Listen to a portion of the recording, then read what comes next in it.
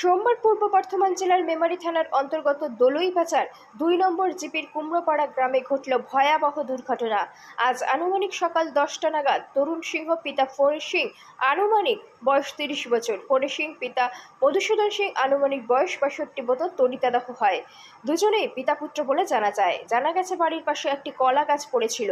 কলা গাছের সঙ্গে কারেন্টের তার জড়িয়ে গিয়েছিল। দেখতে না পেয়ে পিতা ও পুত্র দুজনেই ইলেকট্রিকের শক খায় বলে জানা গেছে। তড়িঘড়ি স্থানীয়রা বড়শুল হাসপাতালে নিয়ে যায়। পরে বড়শুল হাসপাতাল থেকে বর্ধমান মেডিকেল কলেজ হাসপাতালে রেফার করা হলে বর্ধমান হাসপাতালের কর্তব্যরত চিকিৎসক মৃত বলে ঘোষণা করেন।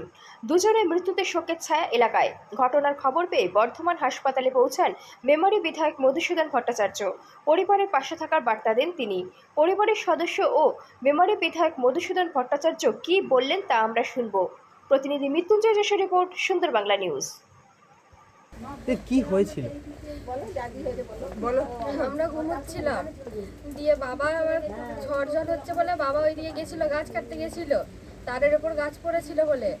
আর আমরা ঘুমোচ্ছিলাম, তারপরে আমাদের ঘরে পাশের বাড়ি থেকে ডাকলো যে দেখবি, এই যে এরা ডাকলো যে দেখবি তোর বাবা এখানে পড়ে আছে। আমরা বুঝতে পারিনি যে কারেন্ট পড়ে আছে ওইখানে, আমরা ভেবেছি হয়তো এমনি হয়তো পড়ে গেছে। তারপরে আবার আমি বললাম ওটো দেখো ওখানে বাবার কি হয়ে পড়ে আছে ওইখানে। দিয়ে ছুটে আসতে গিয়ে আমি বাড়ি থেকে বেরিয়ে গিয়ে দেখছি যে দুজনা ছটকা চটকি করছে কারেন্ট লেগে, এইগুলো সব পুড়ে গেছে। আমি দেখছি, আমি যাচ্ছি, আমায় যেতে দেয় দেখি, আমি ডাকতে যাচ্ছি আমাদের ও বাড়িতে যে চড়াগো কি হয়ে গেছে আমাদের বাড়িতে। ওই কারেন্টের জন্য হয়েছে আমাদের, ওরা কারেন্টের হুম মেরে কারেন্ট নিয়েছে। এটা কারেন্ট না থাকলে ওরা মরতো না, ওদের জন্য আমার স্বামী আর শ্বশুর মরেছে। আমি ওদের শাস্তি চাই। কটা নাগাদ ঘটেছে? 8:30টার দিকে। নামগুলো একটু বলুন না। স্বামীর নাম তরুণ সিং আর শ্বশুরের নাম ফণী সিং। কত আনুমানিক বয়স কত? স্বামীর 29 বছর হবে, শ্বশুরের বয়স আমি জানি না। এটা কোন জায়গা? কুমোরপাড়া। কোন থানা? মেমারি থানা। হ্যাঁ। কোন পঞ্চায়েত পড়ছিলেন? এটা কোন পঞ্চায়েত?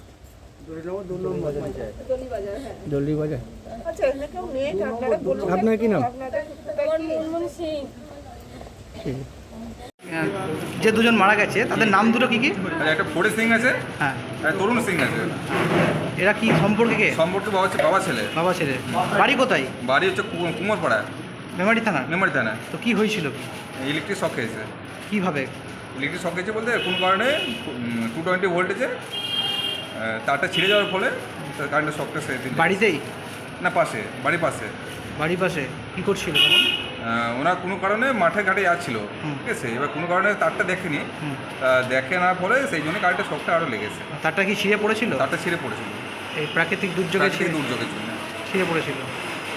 তো এখানে আসছেন, আনলেন যখন মারা গেছে বললেন। মারা গেছে। আপনি কি হন? আমি ওনার কী হবো, ভাইপো। ভাইপো। আমরা জানি না, এখানে এসে শুনতে পাচ্ছি, গ্রামের লোকের মুখেও শুনেছিলাম যে আমরা তাড়াতাড়ি হাসপাতালে চলে এলাম। সেখানে চিকিৎসাও যতই করার স্কোপ ছিল না, কারণ ওখানে তো তড়িতাহত অবস্থায় মারা গেছে।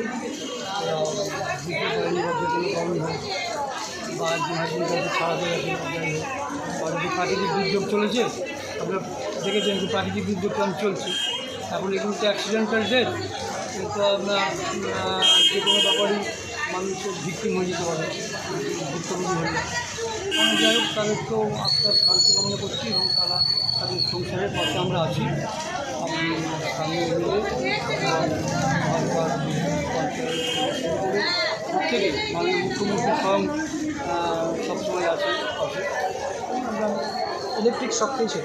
বিদ্যুতের আঘাত ঘটেছে সেটা বলছিলেন, বলতে কি খোঁজ খবর না হলে তো আমরা ঠিক রিপোর্টটা পাবো না।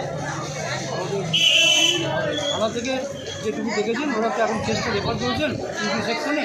ওখানে যেভাবে ওরা বলবেন, ডাক্তারবাবুর সিদ্ধান্ত একটু চূড়ান্ত, এটা তো আমাদের বলাটা ঠিক হবে না।